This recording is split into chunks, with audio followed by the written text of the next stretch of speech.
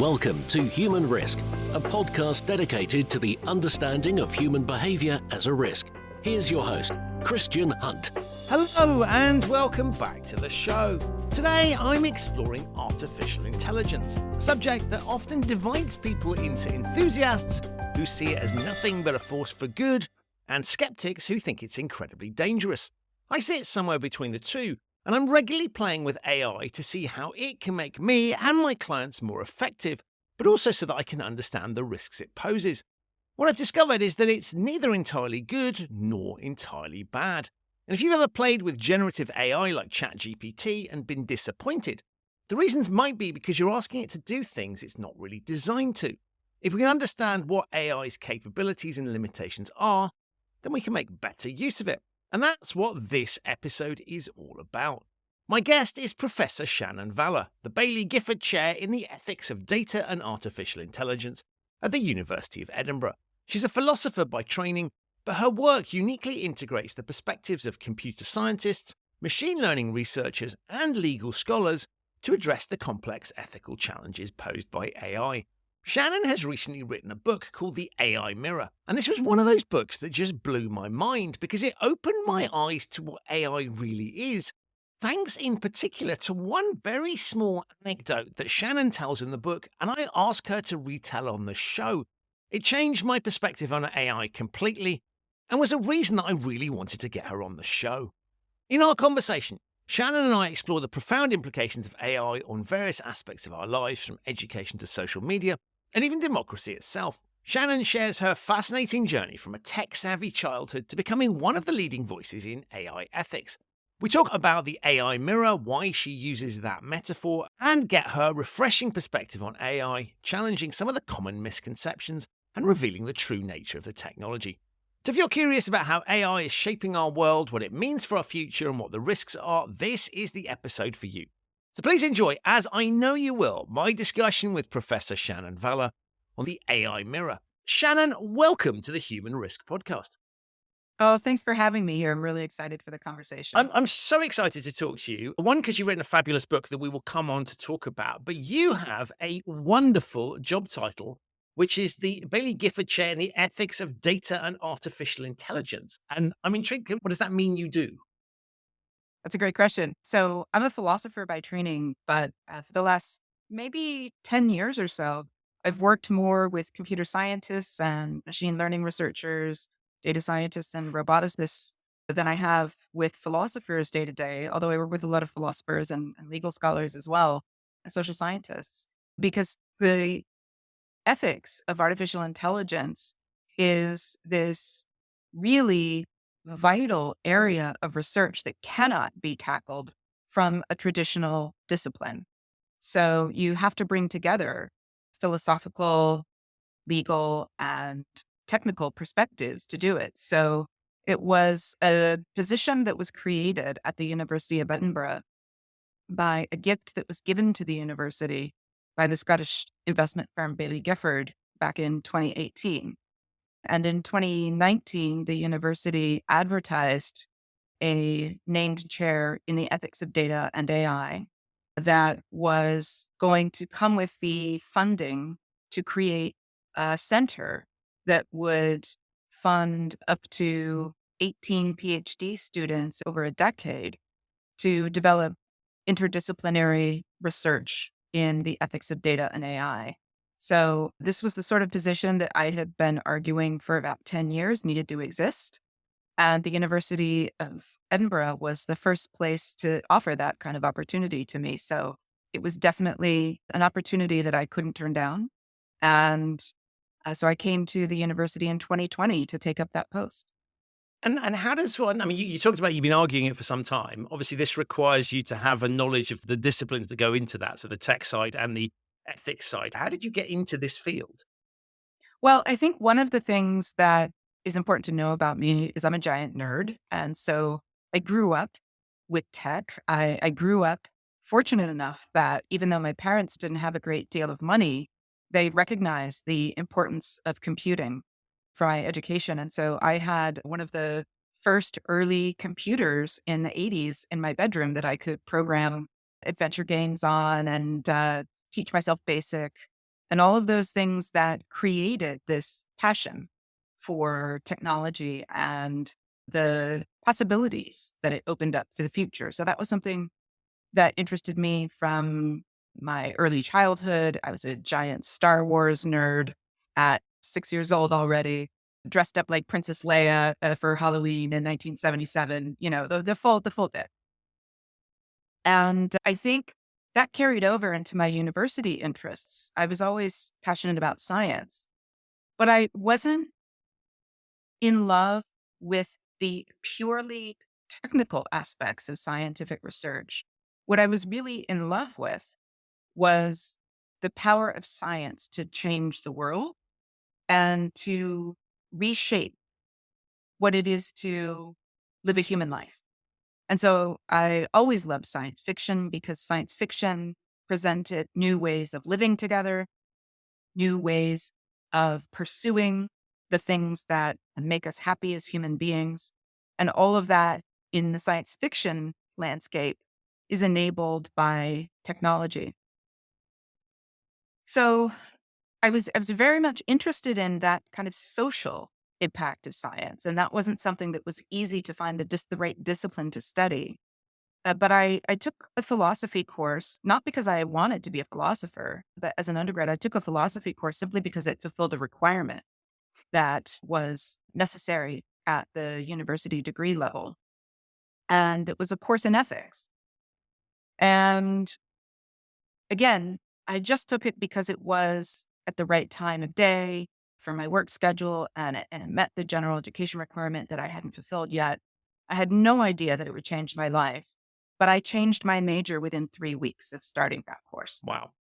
Partly because I had one of those professors that just knew how to turn philosophy into something magical, but also because I realized that ethics, and this course was not just about the theory of ethics, but the application of it to particular questions and particular controversies in society. And one of the things I realized immediately was that this was a lens through which to examine the questions about what kind of technology and what kind of science we should want, how we should want to use it, right? So the course was asking questions about genetic engineering and whether we should be allowed to design our own babies and what that might mean. And so that immediately opened up the world for me and allowed me to ask all those questions about science and technology that I was fascinated by. So I eventually finished my undergraduate degree in philosophy, applied to the PhD, and went off to study the philosophy of science. And whenever I could, the philosophy of technology, which was for a long time, especially in the United States, a kind of understudied area of philosophical research. But I managed to kind of squeeze that into my training in the philosophy of science and then studied ethics on the side, continued to study ethical theories at the graduate level. Then when I came out, I really identified in my early career as a philosopher of science. But I was hemmed in by the traditional definition of what that meant. And it wasn't until I taught a course, just by pure accident, that I included a module on the ethics of digital technologies. It was just it was the same sort of course that had drawn me into the discipline, just a generic course. It wasn't specifically for philosophy majors. It was for anyone who wanted to fulfill this requirement. And I taught a module on the ethics of smartphones and Facebook and things like that that were just starting out. This was around 2006, 2007. And my students were so hungry to talk about this. It was like I had popped a balloon. They just exploded with conversation and anxiety and excitement and fear and uncertainty. And it was like they had just been waiting for someone to let them ask these questions. Because this was a generation that had grown up without these tools and was suddenly seeing their whole social life be rearranged around them. And they were feeling the disruption of that very powerfully and the excitement of that and the fear of that. And so when I saw how they reacted, I realized this was an area of research that needed my attention. And I turned my sights from, working on kind of abstract questions about whether particle accelerators allow us to really observe nature, even though, we only observe it through math and instruments and not through our eyes. Those were the kinds of things I was studying at the time. And I switched and never looked back. And from then, have really been only asking questions about the ethical and social impacts of emerging technologies like AI, like robotics. Wow. I love that because I think it's clearly driven by a passion and a natural curiosity about it. But I'm also thrilled that you exist because I think ethics is a challenging enough topic anyway for any business. But if we look at technology and what's happening, for example, with Twitter/X at the moment, that we can see this is a very significant field. So on the one hand, I'm thrilled that you exist. On the other hand, I'm terrified that this is a new emerging field, that in a way that technology has been allowed to develop. And if we look at the people that are in charge of it, those are not necessarily people that I would immediately think of as being highly ethical or having ethics at the heart of what they do. Well, I mean, one of the things that I have learned over the years and working in some cases with people in industry and government is to realize that actually it's largely about the incentives that we have created in our economic and political order and in those organizations, the incentives that we've given them legally, financially, and otherwise that result in, what looks like the behavior of unethical people. I mean, certainly there are unethical people in tech. I'm not going to name them because I don't want to pay lawyers' fees. Thank you. Or we can probably guess. But actually, in my experience, those kinds of, malicious and generally indifferent to human welfare types of people are actually quite rare. They can become quite powerful sometimes. But most of the people in tech actually want to build things that are useful. They actually want to build stuff that makes people's lives better. No one wants to get up and look in the mirror and say, I have devoted my entire career to getting rich at the expense of human welfare. Like, a sociopath might be cool with that, but sociopaths are in the minority, thankfully. So in tech, what we really have is a problem of misaligned incentives where people are promoted not on the basis of how much good their product does for users or how much good it does for society or how sustainable it is, right? But they're promoted on the basis of how fast that product got to market and how much market share it might take in the immediate, next quarter or two. They're promoted for hitting very narrow and short-sighted targets that are themselves a reflection of the larger incentives that we've set for corporations to maximize shareholder value, right?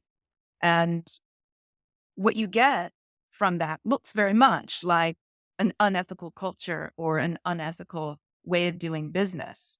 But it comes from the way we've chosen to reward people and the things that we've said are valuable in society.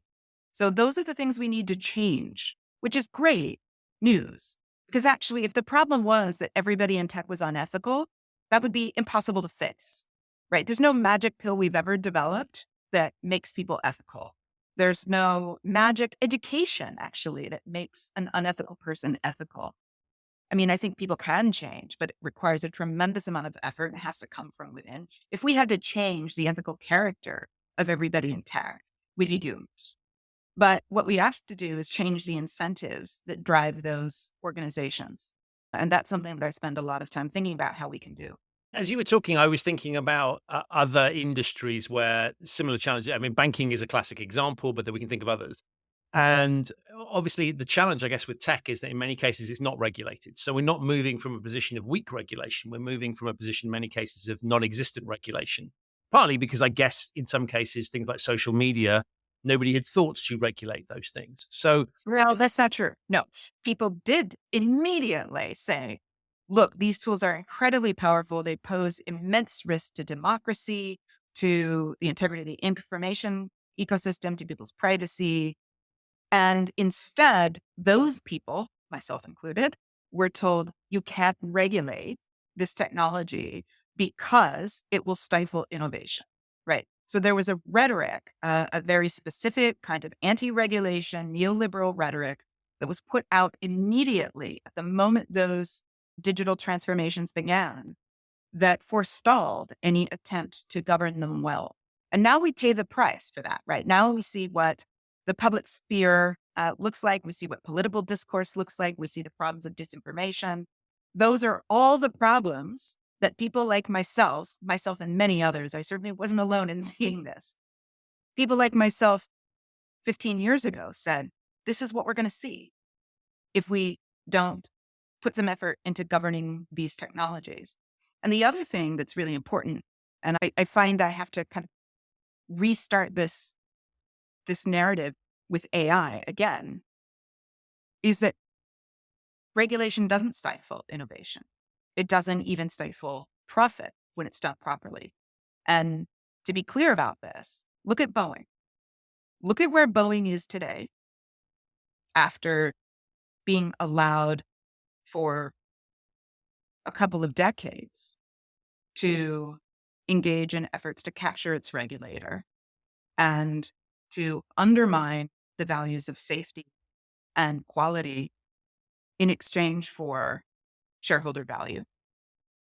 Look where Boeing is commercially today. Look where its reputation is. Look where its stock price is. And then look at where Boeing was in the 80s and 90s when it was unquestionably seen as a pinnacle of great innovation and also one that was well governed and also one that was trustworthy and also one that was immensely profitable and innovative. Boeing at its peak was all of these things, and the regulation piece allowed both public trust and confidence, investor confidence, their customers to be confident, and Boeing then to be able to invest in new designs, in new innovations with the knowledge, right, that the kind of safety and quality of the product were still number one. So imagine what kind of tech ecosystem we would have today with social media, with AI. Imagine what kinds of products we'd have if we had developed them with the kind of attention to both safety and social health and innovation at the same time. And we designed regulatory systems that didn't stifle innovation, but that ensured it over the long term by aligning the product with public and consumer good, right? We'd have a completely different world right now. And it strikes me that one of the, if I look at something like Boeing, obviously we all understand the consequences of when things go wrong. Because it's very obvious to us. The challenge, I guess, with technology is it seems to me twofold. Is one is the damage often, well, yeah, it becomes visible after a while, but it's almost akin in some cases to financial services products. Eventually the truth comes out and we spot what's there, but we can't see it while it's happening. And of course, we all have visibility on our, unlike planes falling out of the sky, we have visibility on our bit of, say, social media. So even if we understand it, we can only see what we can see. And the second dynamic that always strikes me as challenging is that in the very nature of tech, it is out to disrupt. So if I look at Uber, for example, the taxi industry, it's protected. There's all sorts of bad practices going on. We're going to disrupt that.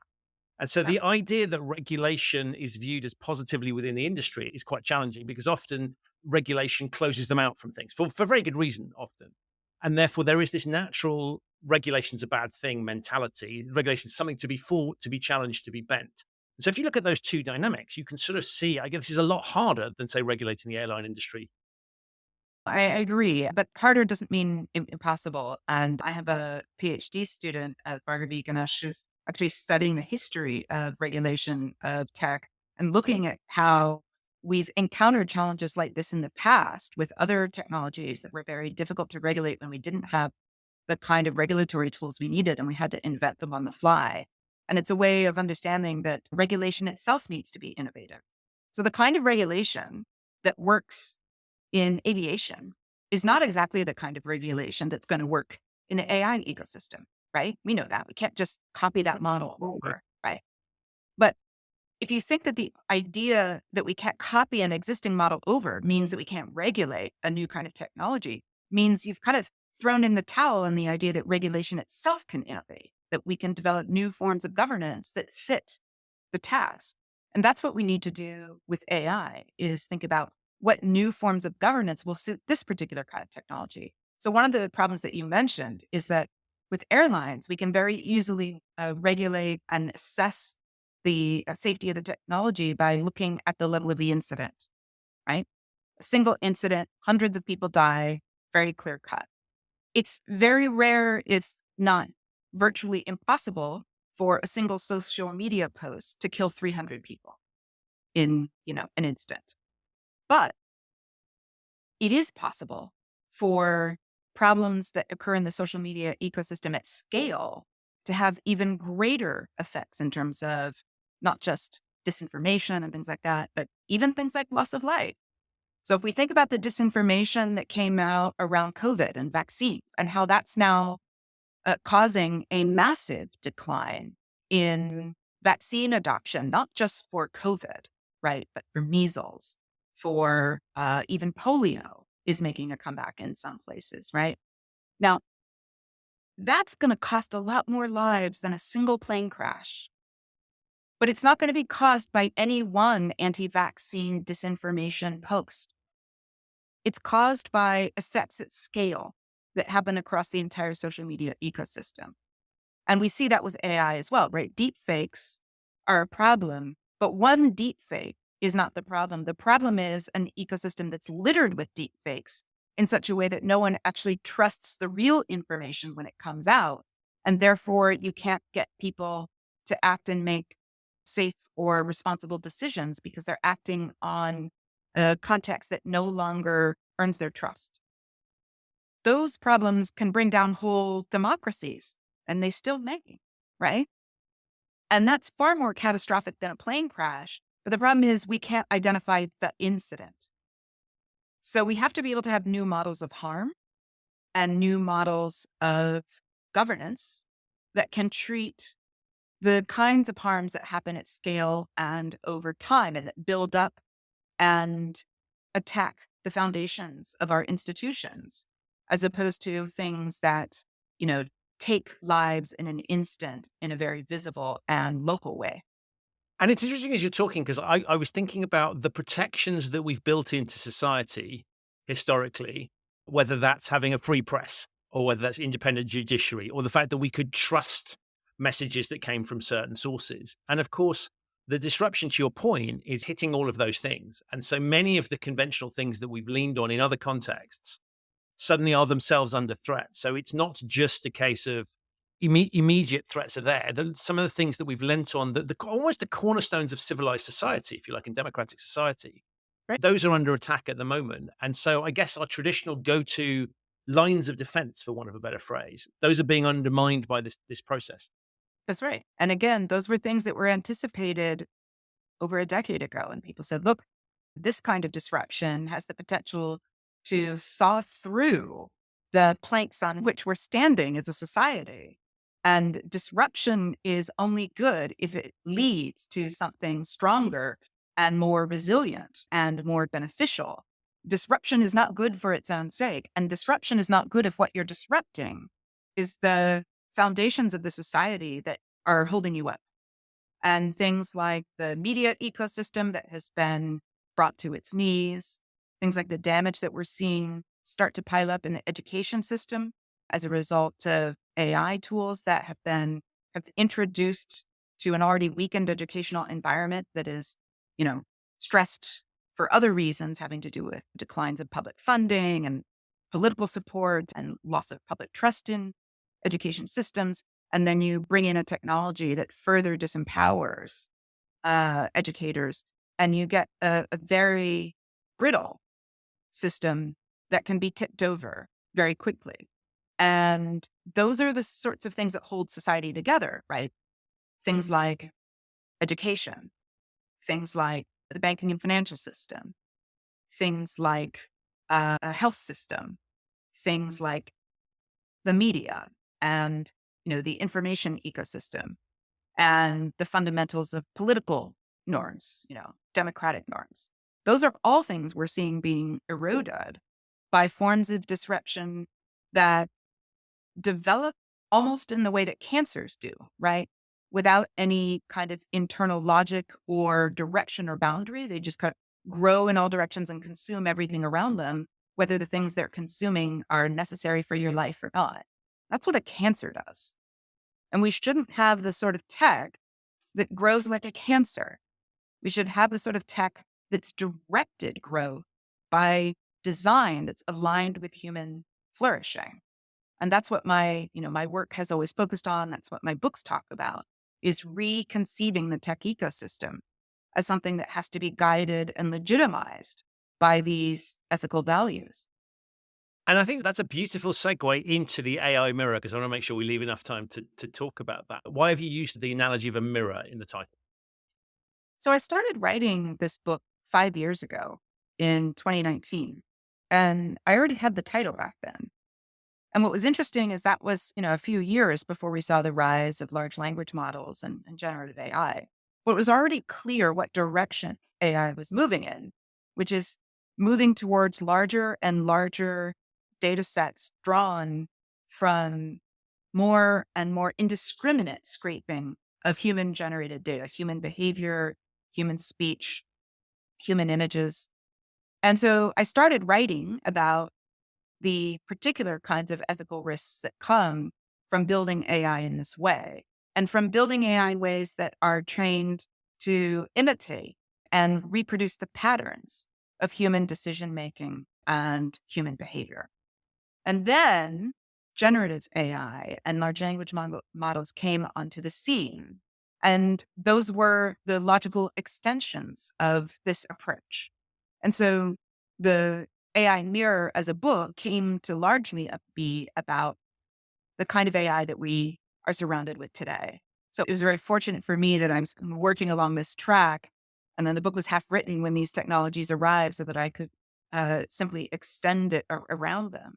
But the book is basically trying to help a wider audience understand what these technologies really are, how they really work, what risks they actually pose and don't pose, what they're good for and what they're not good for, in ways that can punch through some of the illusions and misconceptions and sometimes outright deceptions that you see both in the kind of media and industry narratives about AI today.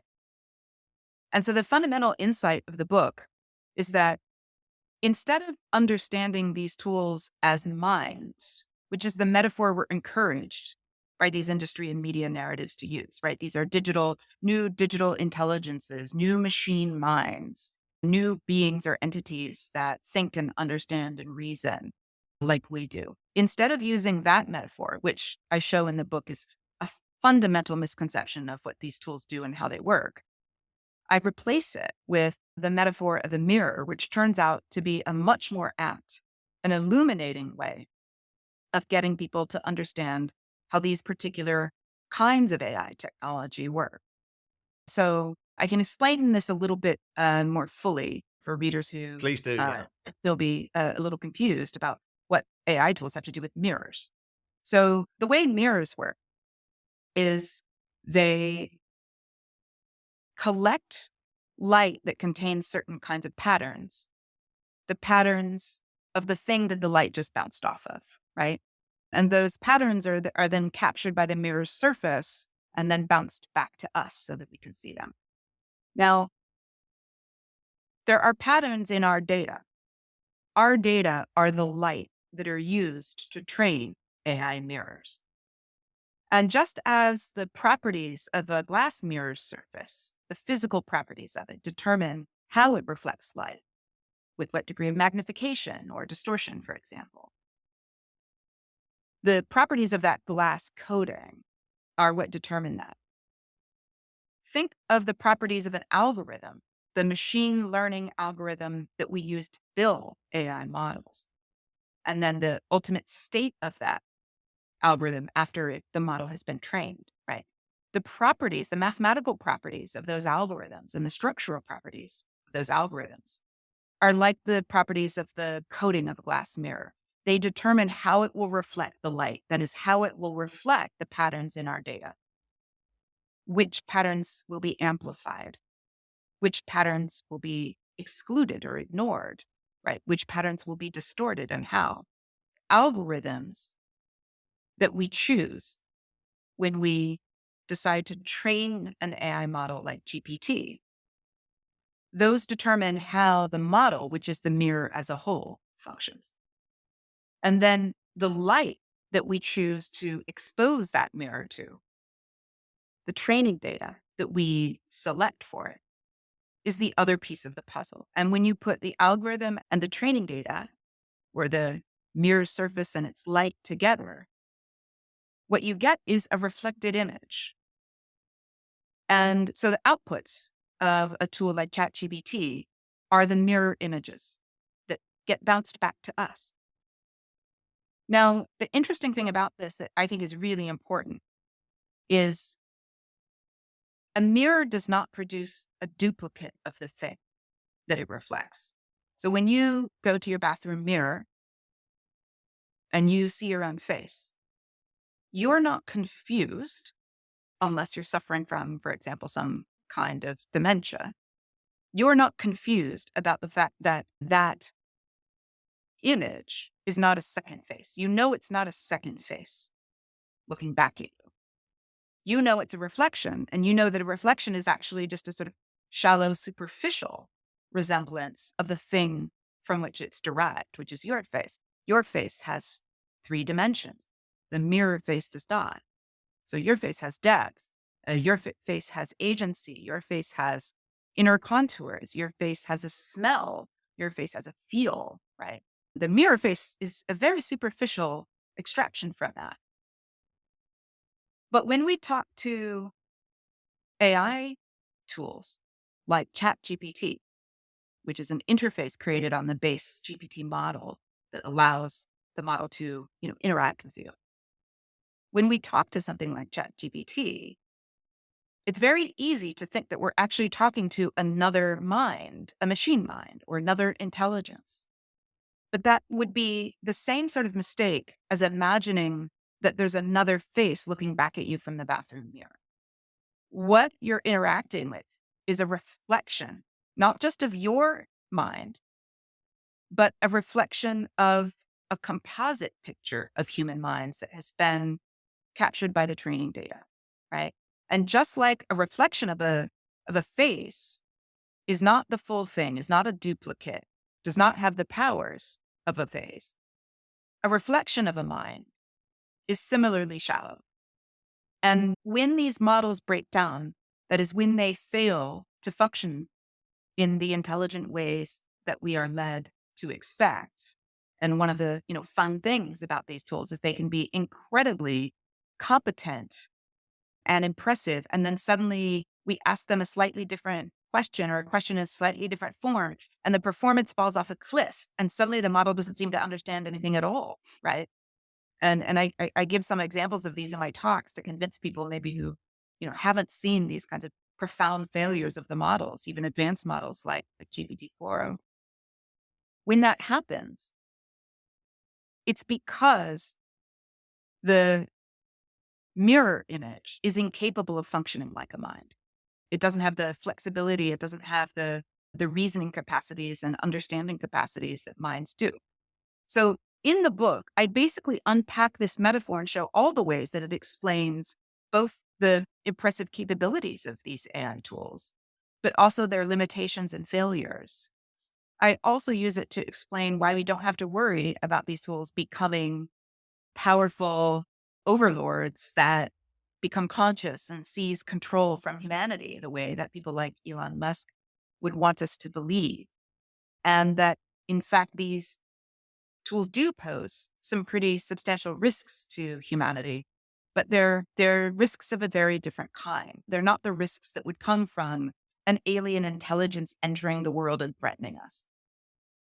And there was a moment in reading the book, and I mentioned this to you before because it really, really struck me, where I thought I understood, and suddenly, by talking about an example that involved you, you shone a light on it in a way that just suddenly I just really, really understood. Can you just tell that story about your own biography, what happened? Because I think it's a brilliant illustration of the sort of storytelling you do in the book, but I think it's such a simple example, and it comes purely from a coincidence of your own unusual career path. Yeah, so this was a really remarkable moment for me because I was giving a talk on the themes of the book before the book was finished in Charlotte, North Carolina. It was the Charlotte Ideas Festival. And this was in April of last year. And the host of the event, as the host usually does, introduced me and delivered to the audience a reading of my bio. But instead of doing what's normally done, which is reading a bio that they have, gotten off your website or that they've asked you for, unbeknownst to me, I didn't know in advance he was going to do this. He used ChatGPT, pulled it up on the screen, and asked GPT to write a bio for Professor Shannon Vallor. And what the audience saw was this incredibly impressive looking bio of someone who sounds a lot like me and has done a lot of things that I have done. So, for example, it got right that I'm a professor at the University of Edinburgh, that I had previously taught at Santa Clara University and so forth, right? It got, I would say, maybe 60 to 70% of my actual bio correct. But about 30% of it was completely fabricated. So it was made up of what some people call hallucinations. I don't like using that term because, again, it implies a mind misfiring when in fact, confabulation, which is the term I use, or fabrication, is exactly what these tools are designed to do. So it's not an error or a failing of these tools at all. It's exactly how they're designed to function, is to make up plausible sounding stuff. Because what they do is they digest, again, all that light from our data, and then their algorithms sift out the strongest patterns from that data and use it to predict what should be true without actually caring about what is true. It's only about what's most likely to be correct. So what this did is write a more plausible bio for me than my actual bio. Because of course, like most people, I'm an individual. And my bio doesn't perfectly fit the most common statistical pattern for professors who hold distinguished chairs at, elite world universities. So most people who hold a position like mine went to an Ivy League institution or some other institution of great renown, right? As an undergraduate. And so one of the most striking mistakes that it made is it said that I had graduated from the University of California at Berkeley. Now, it predicted that based on my associations with California, right? Given that I have worked in the San Francisco Bay Area for most of my career. I grew up there. So it has enough information about me to kind of predict that California connection. But also picked a university in California that's prominent enough that it would be an appropriate preparation for someone of my professional level. But the fun fact here is that I didn't go to the University of California, Berkeley. Although ironically, I did apply there and I was conditionally accepted, but I didn't go because I couldn't afford it. I was a student that had an unusual profile for someone like myself today. I'm a first generation college student. No one in my family had gone to university. And I had no resources to apply to my university education for personal reasons. My family had not been able to preserve the meager savings for my college tuition that they had amassed. A personal family emergency had consumed those. So I had exactly $0 to spend.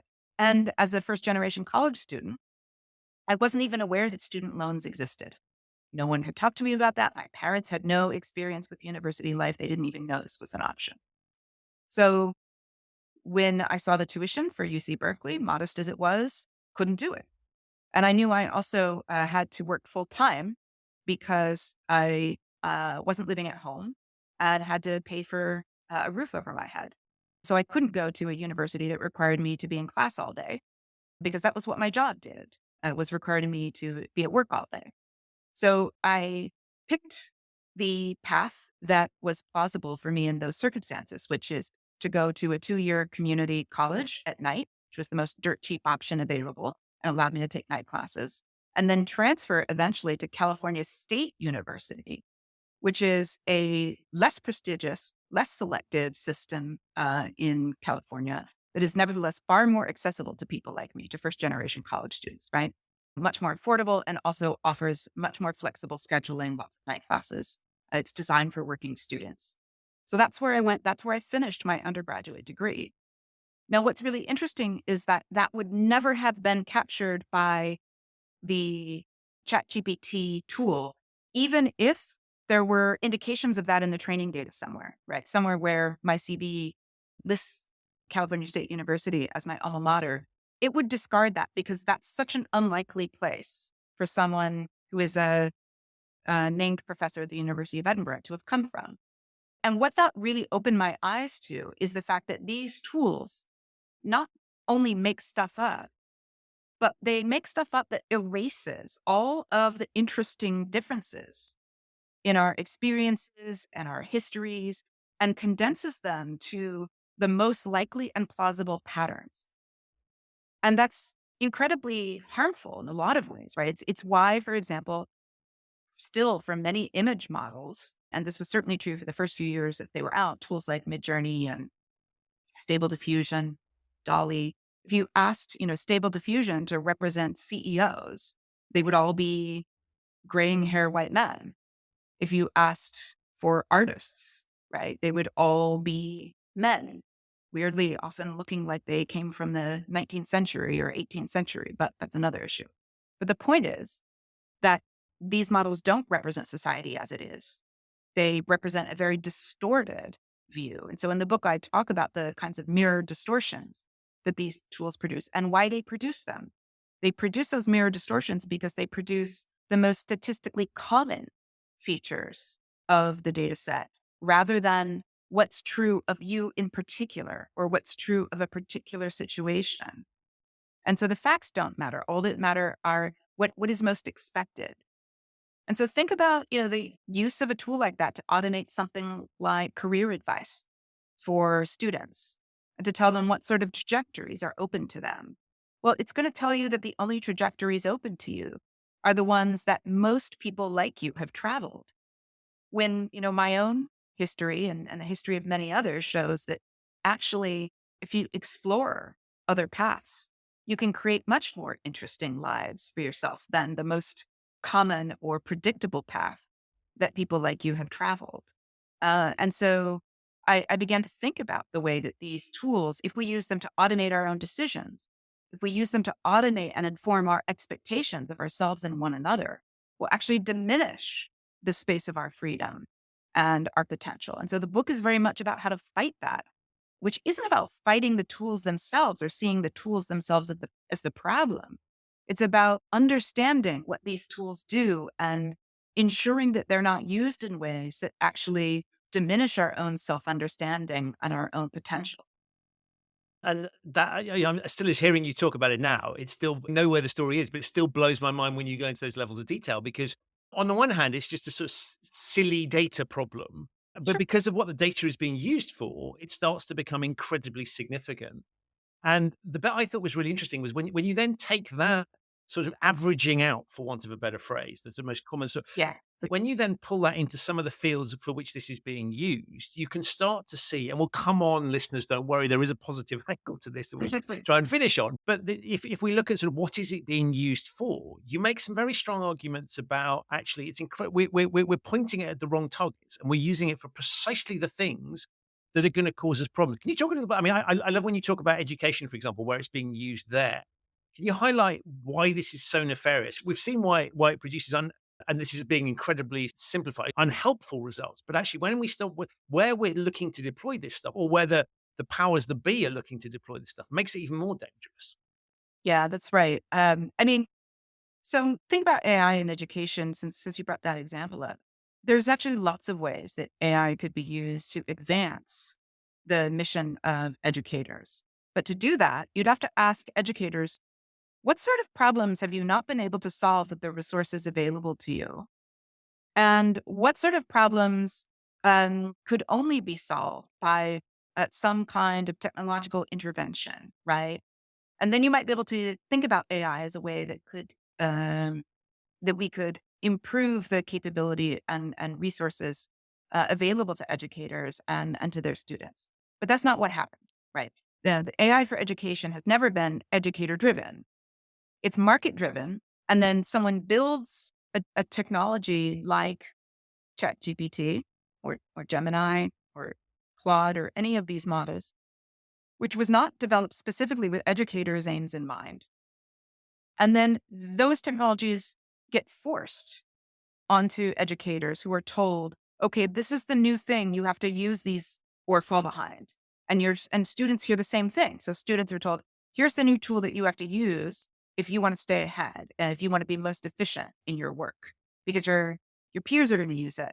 So you've created this kind of race to the bottom where both educators and students are saddled with a tool that wasn't designed for their needs and that they're told they have to use in order to keep up with the future. Well, as an educator who talks to educators every day, I can tell you what we're seeing. We're not seeing students choose to use these tools to actually improve the depth of their understanding of the subject matter or enhance their own skills. And we can't blame them because, again, they're told, no, you need to use these tools in the way that everyone else is using them, in a way that gets you the most efficient output. That we're in a situation where the tools are being used to automate the very learning process that students are paying for.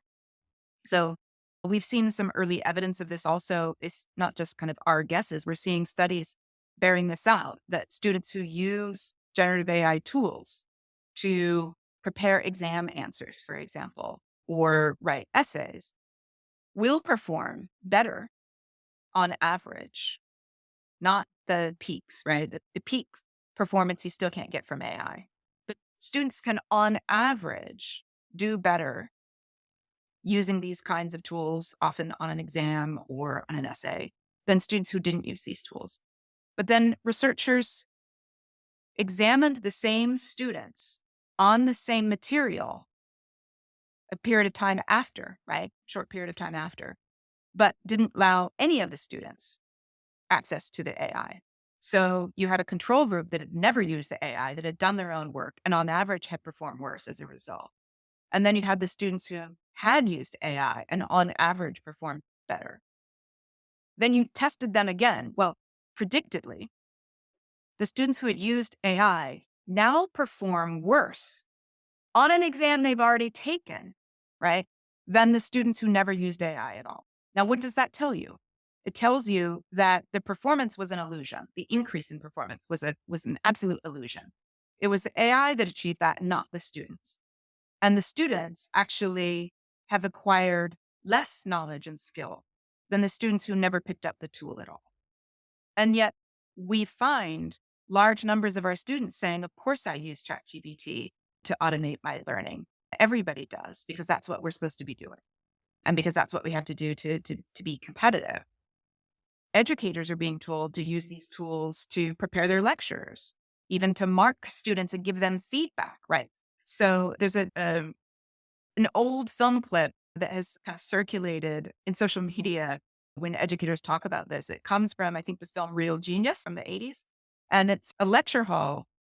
And it begins with students recording the lectures that they're hearing using a tape recorder, right? Because it's the 80s, they don't have AI, right? But they're recording the lectures. And then the next image is the students aren't in the classroom anymore. They're not in the lecture hall at all. Just their tape recorders are on the seats running, recording what the lecturer is saying, right? But the next frame is the lecturer is gone. And instead, there's a tape player playing the lecture, right? So you have no humans in the classroom at all. And it's just machines talking to each other, and no one is actually learning anything. And this is a kind of precursor to what we're seeing being encouraged in the education space with AI. Now, I can give you 5 ways that you could use AI to actually do better and learn more than what you could without it.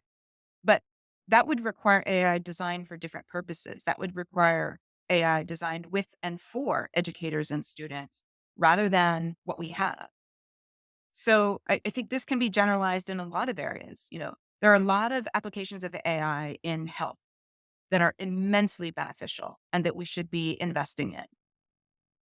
But one of those examples is not the use of ChatGPT to give medical advice or the use of generative AI tools to be therapy apps that are unsupervised by trained human professionals. And yet that's the cheap and available path that people are pursuing in the AI health space right now. and it's incredibly dispiriting. So again, going back to my Boeing example, imagine if the planes we got were just the planes that companies found cheapest and most profitable and marketable in the short term to dump on you, rather than the planes that were designed to optimize for your safety and comfort. And AI right now is kind of like that, right? It's a tool that has been built the way it has because it's how they could build it. And it has some uses. Even, generative AI tools have uses in their current form. But AI could be a lot more than what it is today if it was driven by different incentives and if it was designed with the people who need to use it in order to achieve their own goals. And I'm going to come on and get you to list those positives. But before we do that, as you were talking, I mean, it struck me as I think about my own use of it, which is, for example, to challenge me, to help me to be better at Mhm. critical thinking. It struck me that in many respects, perhaps digital immigrants like me are in a stronger position than digital natives because at least I know what and I was thinking about analogies of, nobody can read a map and use a compass anymore because we've all got Google Maps. Now, in that case, does that really matter? But I would argue for things like critical thinking, it really, really does, hence the word critical. And so I wondered, is there a sense that actually I might, providing I understand and recognize the tool, I may be at an advantage here actually, because thanks to my education, I've developed skills and life experience, I guess. I've developed skills that would allow me to see some of these things and actually recognize some of the dummies. And I can compensate for it. And I'm not reliant on the technology in the same way that the students that are Yeah. approaching this now you haven't been taught these other skills are. Yeah, I think that's right. Or at least I think that provides you some protection, some insulation against the effects of kind of automating our skills away, right? Because we have this kind of underlying body of experience and skill development that we can then use AI to kind of build upon further. So, we know what our existing skill level is, and we can use AI in ways that might help us get further. But let me go back to your example of using AI to question you, which is actually one of the applications of AI that I've long been interested in. And thought about the kind of dialogical model of learning that philosophers adopt, right? The Socratic model of having your assumptions be questioned instead of having a machine tell you what's true. What if a machine could help you probe the holes, right, in your own thought processes? So I like that idea very much. But again, look at the different ways that it could be done. So when you ask an AI model, okay, what haven't I thought of? Or here's my argument. What are the most likely objections to it? It's going to come up with the most plausible objections to your argument. And those are very useful to have. But that's very different for you than someone who's never been trained to identify the flaws in their own argument, right? So for you, what you might do is you might say, okay, that quickly gets me the really obvious candidates. Now I can push that further and think, what are some of the left field kinds of objections I might hear? What are the unexpected or novel perspectives on what I've said that I could identify? Because you've just used the AI tool to get kind of the low hanging fruit out of the way. And now you can look for some of the more advanced things that the AI system would never come up with. But you can only do that because you already have the base skill of anticipating objections to your argument.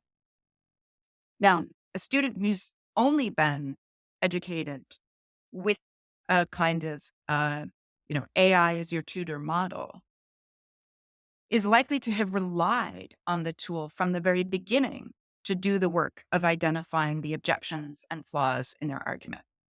So the AI tool gives them the obvious flaws and objections. And then what's the student going to do now? They're just going to move on. They're going to say, all right, that's done. Right.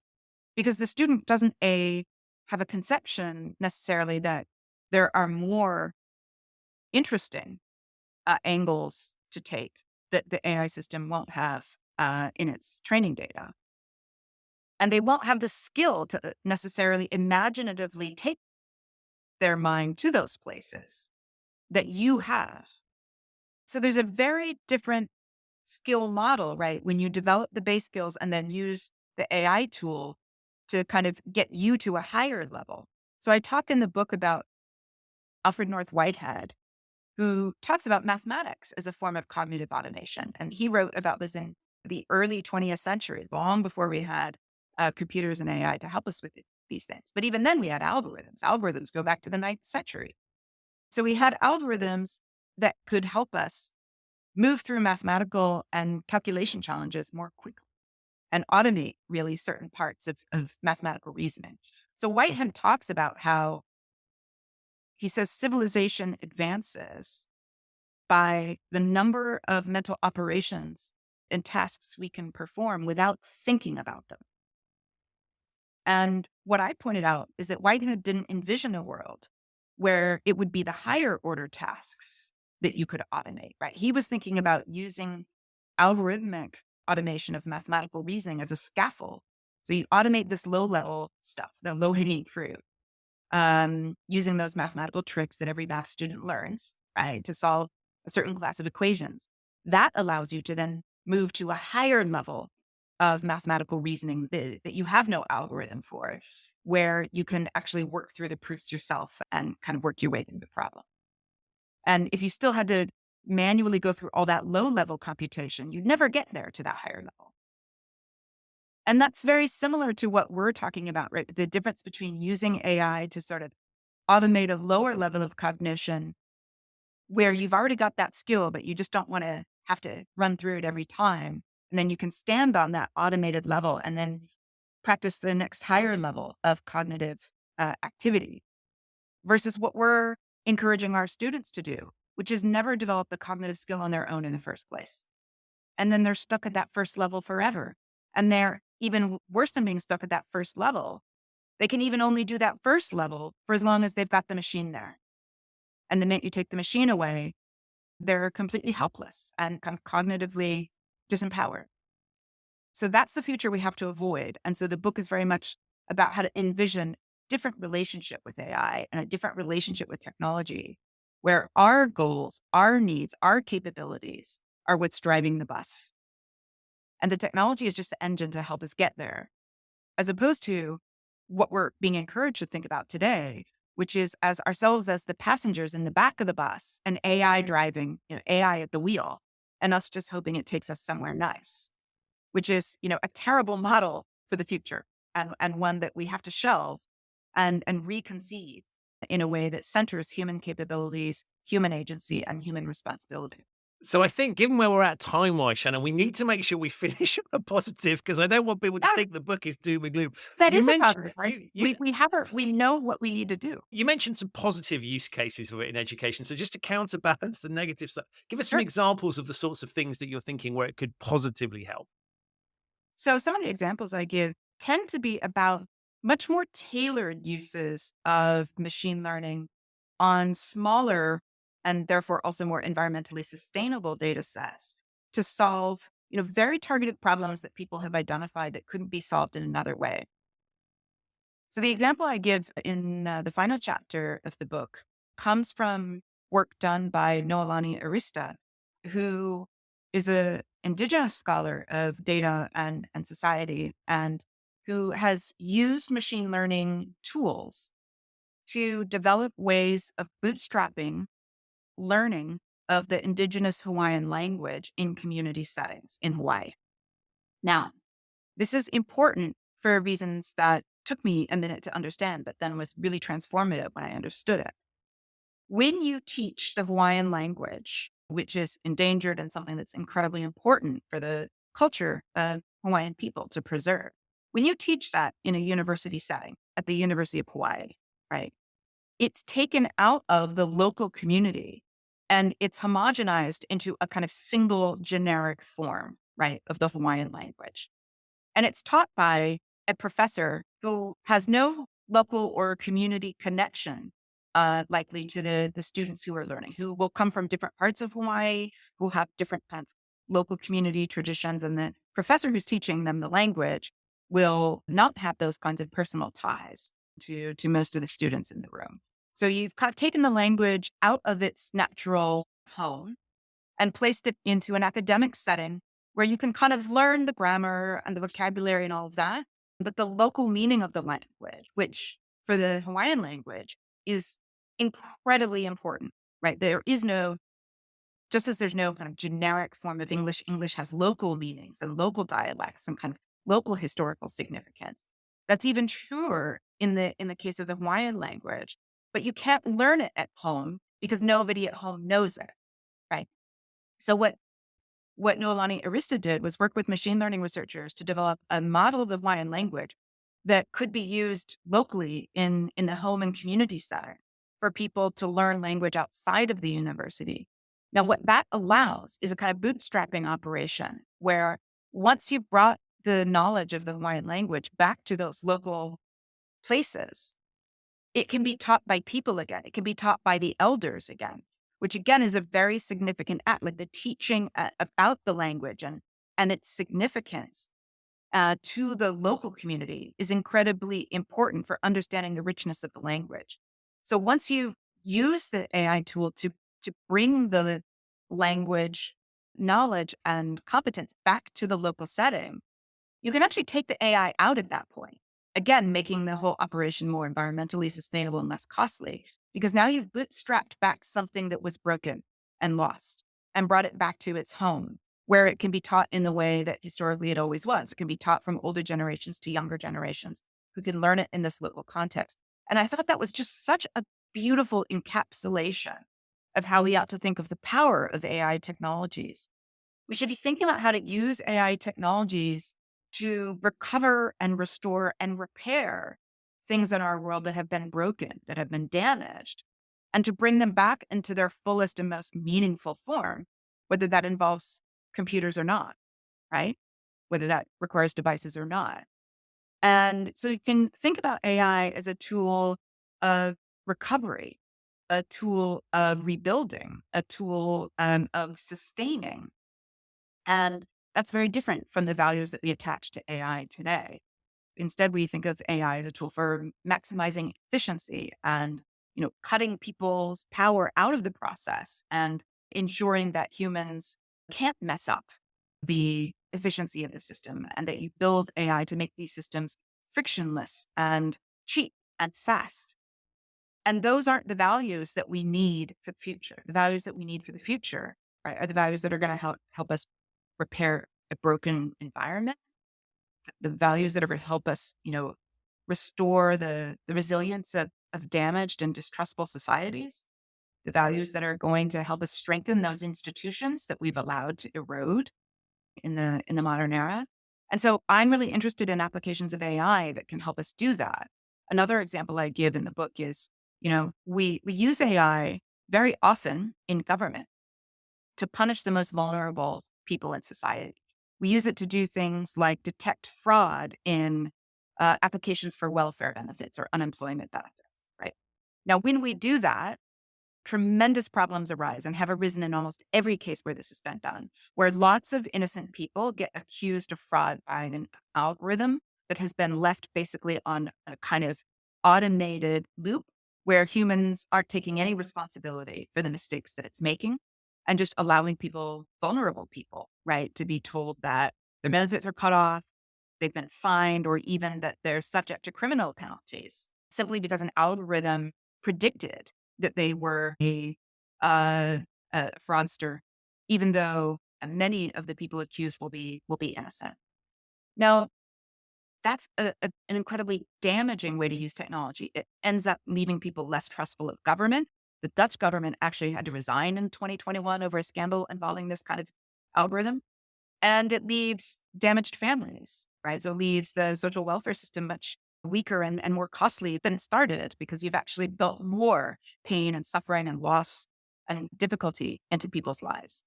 Now, imagine instead using AI tools to point not at the least powerful, but the most powerful in society. One of our biggest problems in government is public corruption.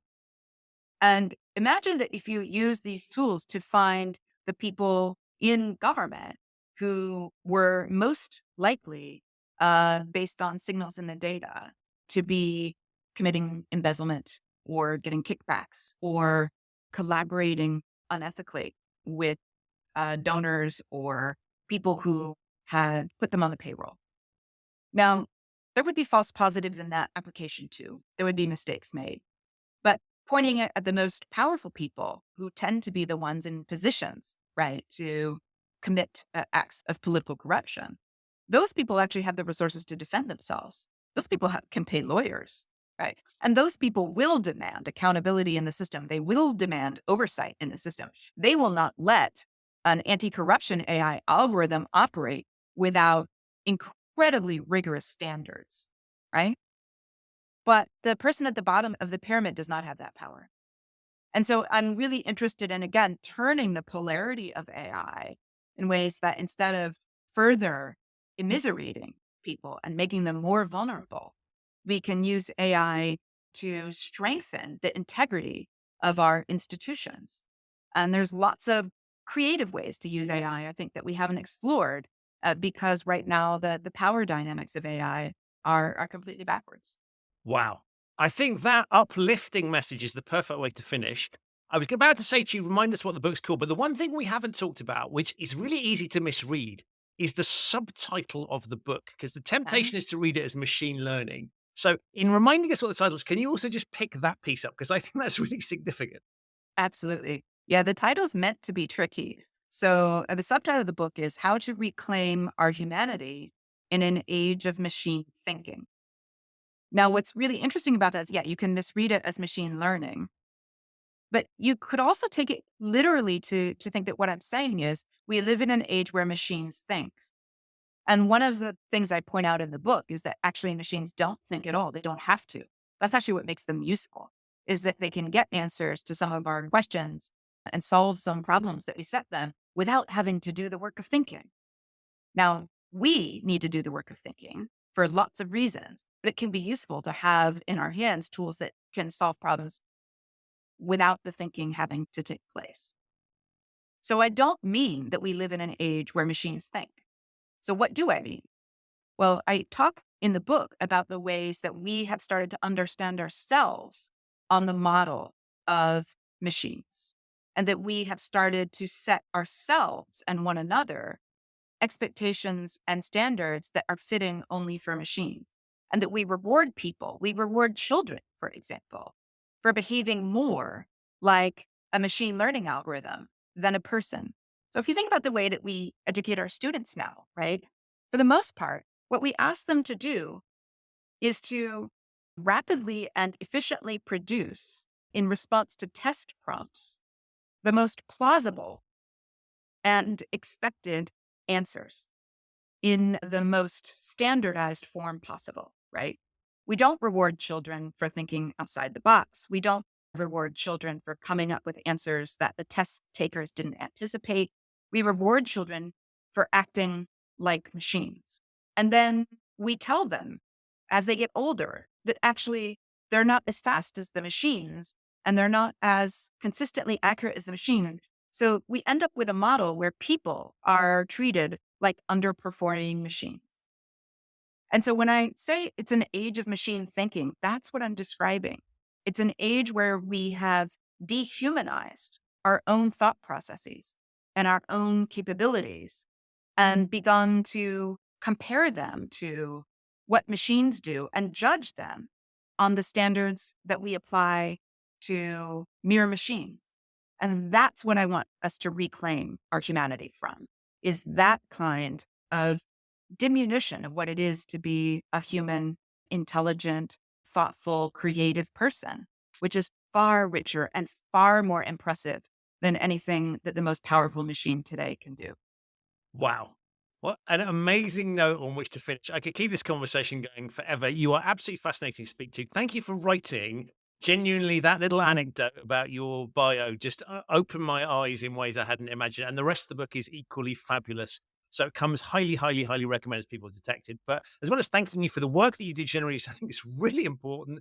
I love the fact that you're omnipresent on social media and putting things out that will make you a target for certain organizations. Oh, yes. Thank you for having the courage to do that, because I think that's significant. But above all now, Shannon, thank you so much for being an amazing guest on the show.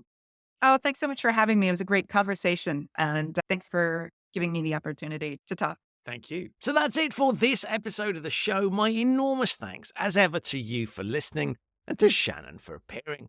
To find out more about Shannon, including her brilliant book, The AI Mirror, and her work on ethics of data and AI, have a look in the show notes. There are links to all of those there. If this is your first time listening to the show, thank you so much for joining me. You can subscribe wherever you get your quality audio content. It's available on all of the major podcasting platforms. If you enjoyed this episode, please consider leaving a review. It really helps other people to find the show and for me to continue to attract high-quality guests like Shannon. To discover episodes of the show that you might have missed, visit the website at humanriskpodcast.com.